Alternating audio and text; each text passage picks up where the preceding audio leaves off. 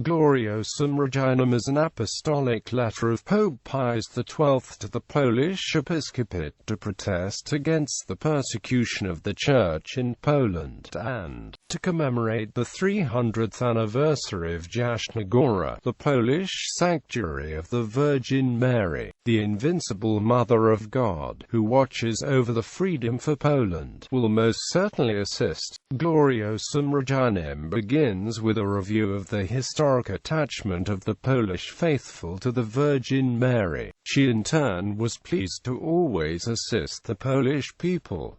The larger the difficulties and dangers, the more obvious was her help. In 1655, Protestant invaders from Sweden easily took Warsaw and Kraków, leaving Jasna Góra as the last symbol of Polish freedom. But the abbot of the monastery, Augustin Kordecki, did not lose courage, and, appealing to the Mother of God, inspired Polish defenders to extreme resistance. The tide turned and Poland regained its freedom. Consequently, King Casimir named the Virgin Mary patron and Queen of Poland. Pope Pius XI created a special Polish feast day to the Virgin as Queen of Poland, to be celebrated May 3rd of every year. This proves, so Pope Pius, that the Virgin can be trusted to save the Polish people at any time. The Catholic faith is the most valuable treasure of the Polish people, a true source of strength in difficult times. Poles, over the centuries, stood loyal to the Holy Apostolic See.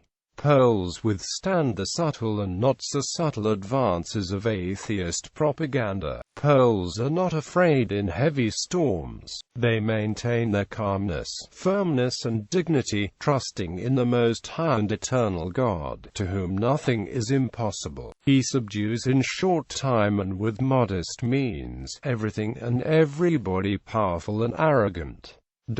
Persecution. All events, including the bad ones experienced at present, are subject to the hidden plans of God. To endure the present calamities, it is necessary to be strong in hope and faith, and to live publicly and privately, like a reflection of gospel teachings.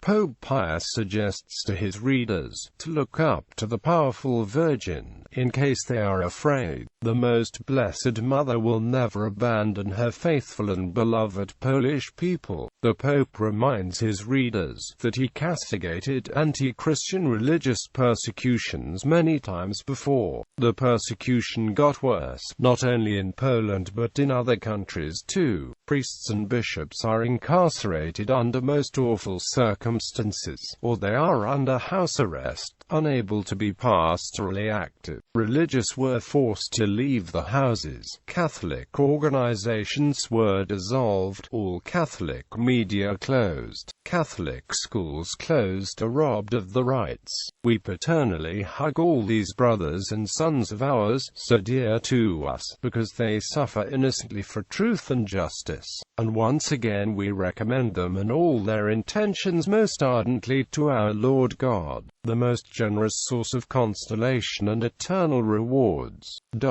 In the following part, Pope Pius XII critiques some unnamed Polish clergy for meddling in affairs which are none of their business, and for giving sermons and press releases which are misleading, as they are based on wrong principles and false teachings. He reminds his readers that he led worldwide protests against the incarceration of Cardinal Stefan Wyszynski 2 years earlier. Many countries living in freedom joined in his protest.